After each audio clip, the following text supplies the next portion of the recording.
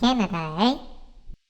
Hey everyone, it's the Canadian Card Collector, and today we are continuing our series on sports cards for beginners. The theme of today's episode is grading and graded cards. If you're a beginner, you really should know about grading and the companies out there and what it means to grade a card and what kind of value grading companies provide to the hobby.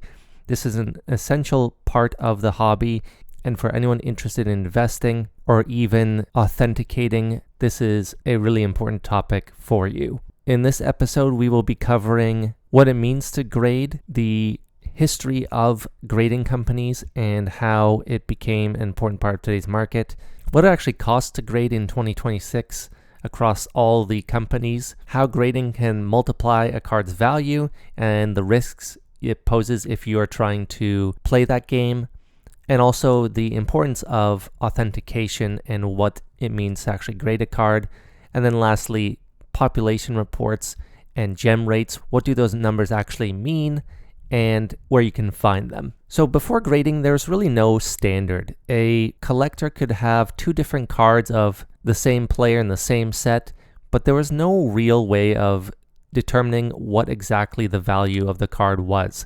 Not to say that grading completely changed that, but it set a standard. As you can see here, we have a 1958 Topps Mickey Mantle. One on the left has a kind of line through it and is very off-centered, while the one on the right is much more centered, has kind of cleaner corners. But this was all up to interpretation, and dealers could essentially charge what they want based on their own personal opinion. Now, grading still does have opinion-based factors. However, there is a standard now, and all graders try to abide by those standards. The first ever card graded was a famous card from the T206 set. It was a Honus Wagner. This was actually a card owned by Wayne Gretzky, and although there is controversy surrounding this card, it was still an important step in the process of standardization of grading. PSA essentially introduced a 1 to 10 scale for all graded cards, 10 being the highest, 1 being the lowest. So anything that they considered to be near mint or mint was an 8 or higher, and of course a gem mint is a 10. Just to give some perspective, from 1991 to 1998, PSA graded roughly 1 million cards in total.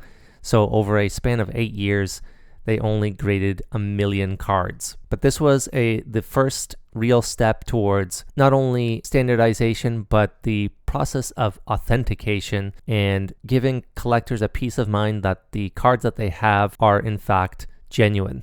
To put into perspective how much things have changed, PSA in 2025 graded over 19 million cards, while the other companies, CGC, SGC, Beckett, Tag, also had significant grading numbers, as you could see. So the change from the 1990s to today is very significant. As you saw from the previous graphic, PSA is not the only grading company.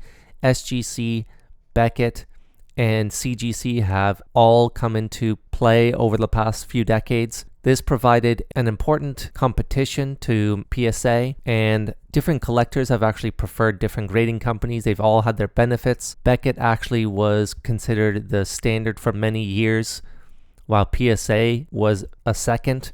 SGC has always been a vintage heavy company, although they grade anything as well, and CGC has been more on the side of trading card games, but grades sports just as well. By the early pandemic, the demand for grading became overwhelming. The price to grade a card was in the low tens, so under $15 you could get your card graded, and as prices started to rise, that meant the speculative nature of things began to change grading. Grading really became much more popular, and people would send in their base cards of different players, and it really created a backlog that PSA was really not ready for. This Bol card was a perfect example of the types of cards that you would see sent into PSA and created this backlog. Today, Collectors Universe actually has purchased not only PSA, but SGC and Beckett in the past few years. CGC now is really the only main competition PSA or Collectors Universe has in the grading space. Some people have criticized these acquisitions and believe it's become more of a monopoly. PSA still dominates the space, but now owning SGC and Beckett creates much less competition in the space. Now, the cost of grading today is very much in flux. PSA has suspended their lower tiers, and the cheapest you can get is $80 US a card, and the timeline is about 40 to 50 business days, so several months. CGC and SGC still have services under $20. However, as you can see, their timelines are also extremely high, so you're not getting any cards graded in under a few months. Beckett recently also closed down their lower tiers.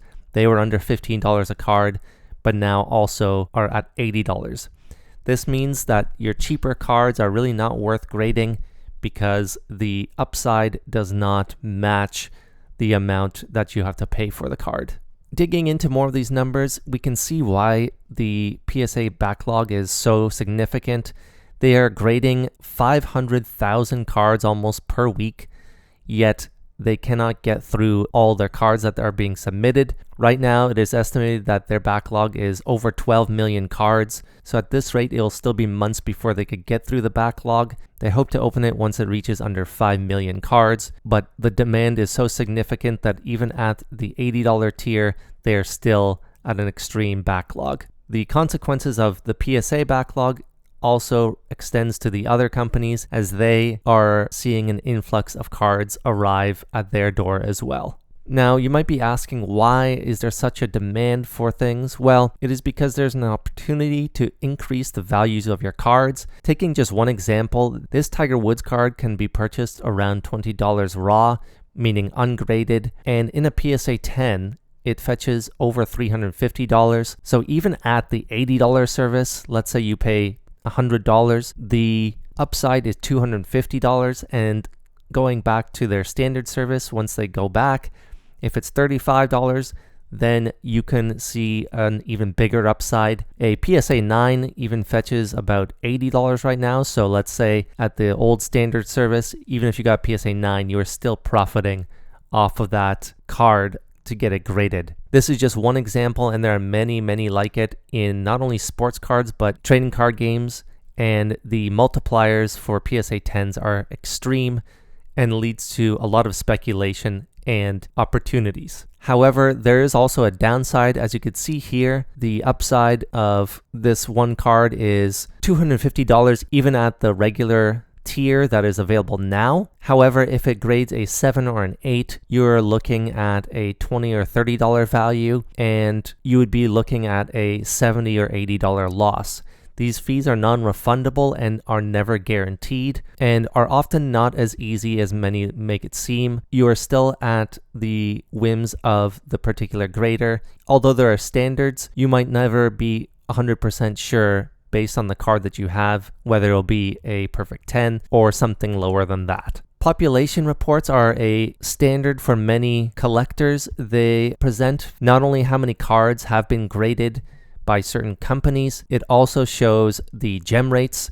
So if your card is more likely to gem and there's a significant multiplier for a PSA 10, then you are likely to see a lot more people grading those cards. In this example, we can see how many cards have been graded by all companies for this Jackson Dart Downtown card. As a counter argument, we have this Caitlin Clark Silver Prism, which is very difficult to gem, so it has an 8.7% rate, even with a higher population of PSA 10s. That means that the odds of getting a PSA 10 are much more difficult, which presents a choice for collectors whether they should or shouldn't get it graded if the sole reason of getting it graded is to get a PSA 10. Of course, if you're just trying to get your card authenticated, then that is less of a concern for you. However, these are very important numbers when trying to think about whether you should get a card graded, and investors and speculators alike always look at pop reports before making those decisions. But that's it. Hopefully you enjoyed this video and got a lot of information on grading.